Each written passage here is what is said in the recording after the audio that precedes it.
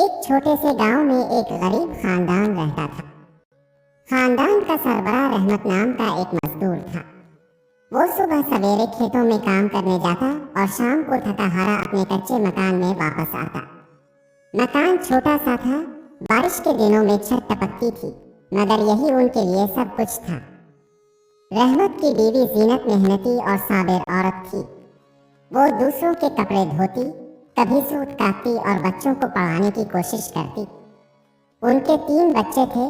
सबसे बड़ा इमरान जो मेहनती मगर कमजोर जिस्म का था, दरमियानी बेटी नाजो जो नरम दिल और सीधी सादी थी, और सबसे छोटा आसिफ जो पढ़ने लिखने का शौकीन मगर मासूम बच्चा था। ये खानदान गुर्बत में भी खुश रहने की कोशिश करता था। उनके दिल में अल्लाह का शुक्र और ज़बान पर हमेशा दुआ रहती थी। लेकिन गांव का रईस हाजी कमाल उनकी खुशी बर्दाश्त नहीं करता था। वो बहुत बड़ा जमींदार था। गांव के अक्सर लोग उसके खेतों में काम करते थे। हाजी कमाल के पास सब कुछ था मगर दिल में रहम नहीं था। वो गरीबों को सताकर खुश होता और अपने गुरूर में रहता। एक दिन हाजी कमाल गांव के चौक में आया। इसके साथ इसके कई कारिंदे थे। उसने सबके सामने ऐलान किया कि रहमत के मकान के साथ वाली जमीन अब इसकी है। उसने कहा कि रहमत कल तक ये जगह खाली करे वरना इसका मकान गिरा दिया जाएगा। ये सुनकर लोग एक दूसरे को देखने लगे।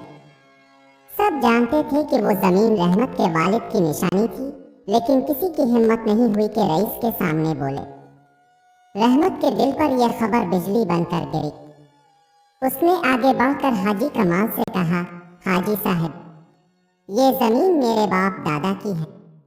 हमने कभी आपका हक नहीं छीना। अल्लाह के वास्ते हम पर जुल्म न करें। हाजी कमाल ने कहकहा लगाया और कहा, रहमत, तुम जैसे गरीबों की जमीनें ही तो हमारी दौलत बढ़ाती हैं। तुम्हारी औकात ही क्या है? जो मैं चाहूंगा वही होगा। ये कहकर वो गुरूर से अपने कारिंदों के साथ चला गया। रहमत खामोशी से घर आया। बच्चे रोटी पानी में भिगोकर खा रहे थे। जीनत ने शौहर के चेहरे पर परेशानी देखी और घबरा कर पूछा, क्या हुआ? रहमत ने आहिस्ता आवाज में कहा, हाजी कमाल ने हमारी जमीन छीन ली है। कल तक खाली करने का हुक्म दे गया है। ये सुनते ही जीनत की आंखों में आंसू आ गए, लेकिन इसने अपने शौहर को तसल्ली दी, रहमत, सब्र करो, अल्लाह की लाठी बेआवाज है। जालिम जितना भी ताकतवर हो, एक दिन अल्लाह की पकड़ से नहीं बच सकता। रात का वक्त आया तो पूरा खानदान एक जगह बैठा। बच्चे डरे हुए थे। छोटे आसिफ ने मासूमियत से पूछा, अब्बा, अल्लाह हमें देख रहा है? रहमत ने बेटे को सीने से लगाया और कहा, हाँ बेटा, अल्लाह सब देख रहा है। वो जालिम को भी देखता है और मजलूम को भी। अल्लाह कभी गैर करता है मगर अंधेर नहीं करता। ये सुनकर सबके दिल को कुछ सुकून मिला। फिर सब ने हाथ उठाकर दुआ की। उनके आंसू जमीन पर गिर रहे थे, लेकिन दिल में उम्मीद की रोशनी थी। जीनत आसमान की तरफ देखकर कह रही थी, या अल्लाह, हम कमजोर हैं, बेबस हैं, हमारी फरियाद सुन ले। ए बच्चों की मासूम दुआएं भी साथ शामिल हो गई। गांव की खामोश रात में उनकी सिसकियां और आहें बुलंद हो रही थीं। वो सब अल्लाह पर भरोसा किए बैठे थे कि एक दिन जरूर इंसाफ होगा। सुबह सूरज निकलने से पहले ही रहमत की आंख खुल गई। रात भर वो जागता रहा था। कभी बच्चों के मासूम चेहरे देखता तो कभी टूटे फूटे मकान की दीवारों पर नजरें जमा देता। दिल में एक ही खौफ था कि आज हाजी कमाल क्या करेगा। जीनत भी खामोश बैठी रही। वो जानती थी कि मुसीबत करीब है, मगर जबान पर सिर्फ अल्लाह का नाम था। इसी वक्त दरवाजे पर जोरदार दस्तक हुई। रहमत ने बाहर जाकर देखा तो हाजी कमाल के कारिंदे खड़े थे। उन्होंने सख्त लहजे में कहा, रहमत, रईस ने हुक्म दिया है कि सूरज ढलने से पहले ये जमीन खाली कर दो। अगर न कि तो मकान गिरा दिया जाएगा और तुम्हें गांव से निकाल दिया जाएगा। ये सुनकर रहमत के पैरों तले जमीन निकल गई। उसने हाथ जोड़कर कहा, भाई, ये हमारा घर है, बच्चों का वाहिद सहारा है।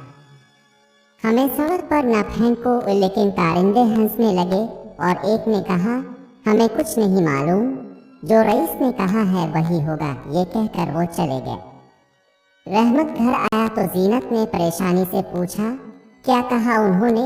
रहमत ने ठंडी सांस लेकर कहा, कह गए हैं शाम तक खाली कर दो वरना मकान तोड़ दिया जाएगा। ये सुनते ही इमरान आगे बढ़ा और बोला, अब्बा, हम कब तक जुल्म सहते रहेंगे?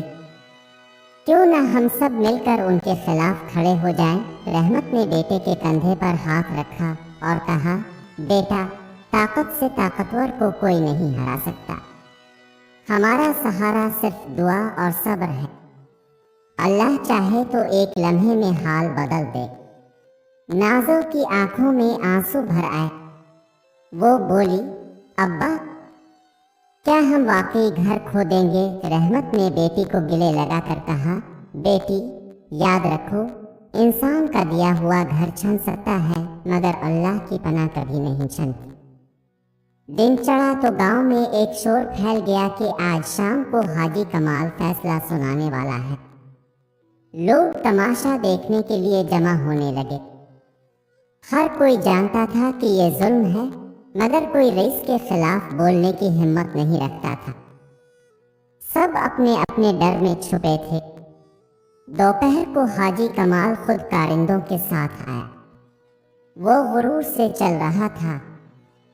गांव के बीचों बीच उसने खड़े होकर कहा, सब लोग सुन लो, ये जमीन अब मेरी है।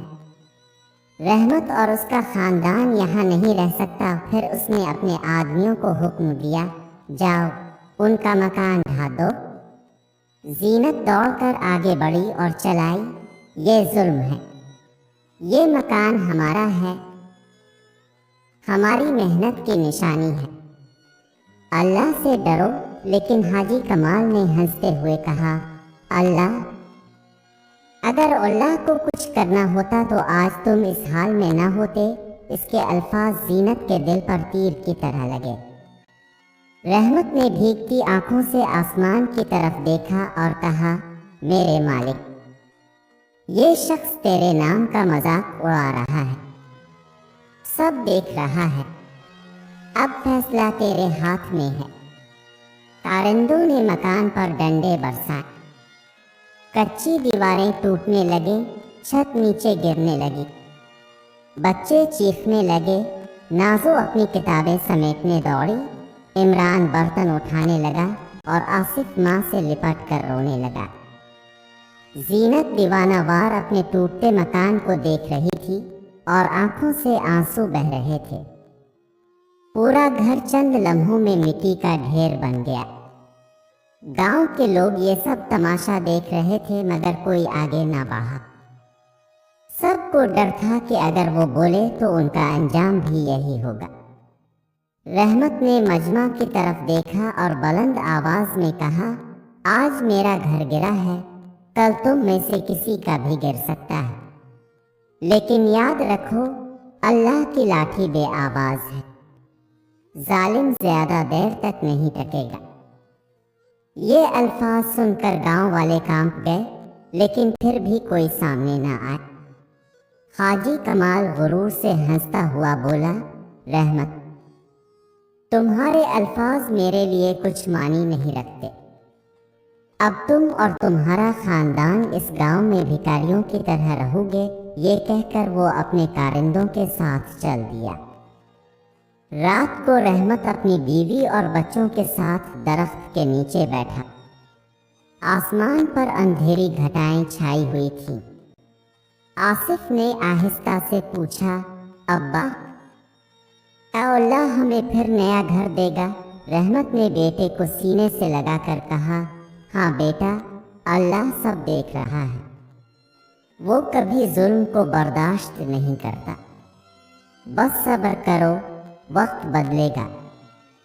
इस लम्हे आसमान पर बिजली चमकी और जोरदार बादल गरजे, जैसे कुदरत खुद गवाही दे रही हो कि वो खामोश नहीं है। اللہ کی پکڑ آتی ہے لیکن بے آواز آتی ہے۔ صبح کا وقت تھا۔ گاؤں کے چوک میں لوگ پچھلے دن کا منظر یاد کر رہے تھے۔ رحمت اور اس کا خاندان درخت کے نیچے سوئے ہوئے تھے۔ بچے ابھی بھی خوف اور بھوک سے کمزور لگ رہے تھے۔ نازو کی آنکھیں روتے روتے سرخ تھیں اور آصف کے معصوم چہرے پر